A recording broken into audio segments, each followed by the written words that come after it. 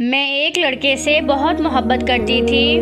उसके और मेरे घर वाले शादी के लिए नहीं माने क्योंकि हम एक कास्ट के नहीं थे। उसने कहा कि हम भागकर शादी कर लेंगे। मैंने माँ बाप की इज्जत को रात की तारीकी में मिट्टी में मिला के भाग के उससे शादी कर ली। हम कोर्ट भी नहीं गए। उसके 2 दोस्त और एक मौलवी, मेरे 3 बड़े भाई थे और एक छोटा भी। हम लोग मुंबई चले गए। अपना फ़ोन नंबर बदलकर रूपोश हो गए। वहाँ मेरे शौहर को एक और लड़की पसंद आ गई जो उनकी उर्दू स्पीकिंग कुलीग थी। वो मुझसे ज़्यादा खूबसूरत और बजाय एतमाद थी, मगर मैं तो उसकी बीवी थी। वो मुझसे खफा सा रहने लगा। उससे सारी रात चैट करता और मुझसे लड़ता कि मेरी वजह से वो अपने शहर और घर से इतनी दूर जलील हो रहा है। उसको कोई अच्छी जॉब नहीं मिल रही थी जिसकी वजह से हमारा गुजारा नहीं हो रहा था। तो मैंने जॉब कर ली। वो मुझ पर शक करने लगे।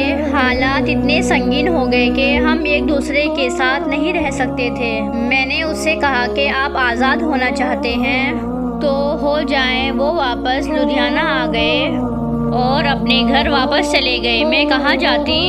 मैं नहीं जानती कि 2 महीने बाद मेरा भाई मेरे पास मुंबई पहुंच गया और मुझे कहा कि वो मेरे पास रहेगा। उसको मैंने सब सच बता दिया। वो था तो छोटा मगर बहुत बड़ा बन गया और मुझे माफ़ करके गले लगाया और अपने साथ सहारनपुर ले आया। कहने लगा, बाजी तुम शायद कभी घर तो ना जा सको मगर अपने भाई के साथ सारी उम्र रह सकती हो। मेरी शादी अब कहाँ मुमकिन थी। जो हुआ वो कब छुपाया जा सकता था। हम 3 साल यही सहारनपुर रहे, फिर दोनों दुबई चले गए। किसी को नहीं पता कि मैं और मेरा भाई साथ रहते हैं।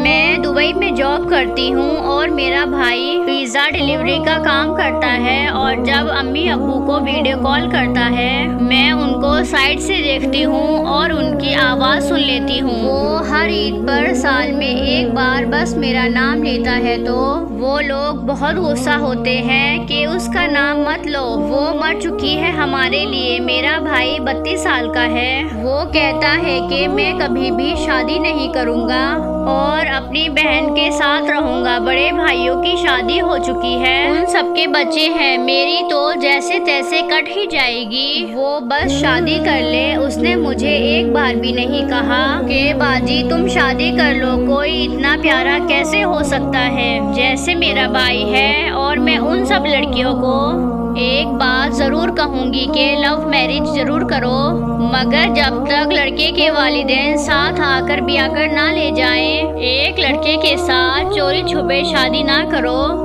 अपनी वालिदैन की इज्जत हमेशा के लिए बर्बाद कर दोगी और हासिल कुछ भी नहीं होगा। 100 में 2-4 ही ऐसे केसेस होते हैं जो बाद में लोग राजी हो जाते हैं, नहीं तो लड़कियां जान से मारी जाती हैं या उनके लिए मायके के दरवाजे हमेशा के लिए बंद हो जाते हैं।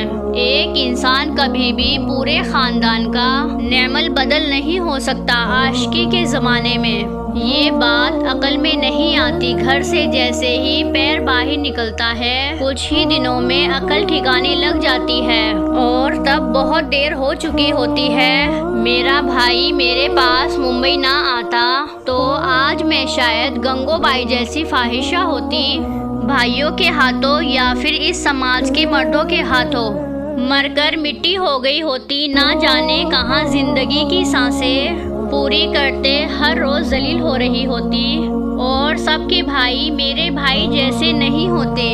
ऐसे चक्रों में अपना वक्त और जहनी सुकून बर्बाद करती हुई लड़कियां होश में आ जाएं।